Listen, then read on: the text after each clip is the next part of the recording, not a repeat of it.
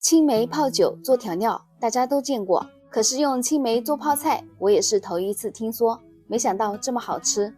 现在各种蔬菜都出来了，正是做泡菜的时候。我准备了豆角、包菜、萝卜、辣椒，来跟大家分享一个青梅泡菜的做法。首先把所有的食材清洗干净，控水捞出，放入沥水篮中，沥干表面的水分，然后把豆角切去头尾，包菜切成小块，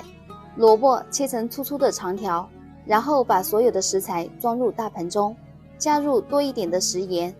把它们充分抓拌均匀。抓匀以后腌制1天。第2天我们看一下，已经腌制出了很多水分，青梅的颜色已经开始发黄，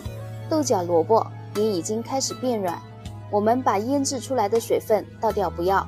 再准备一个干净的泡菜坛子，把所有的蔬菜整理好，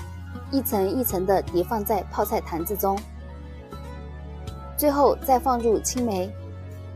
全部装好以后再加一点食盐，然后倒入提前准备好的凉白开，一直到完全没过所有的食材，最后加入1勺白酒封口。这一步不仅可以防止生白花，还可以让泡菜的口感更加的脆爽。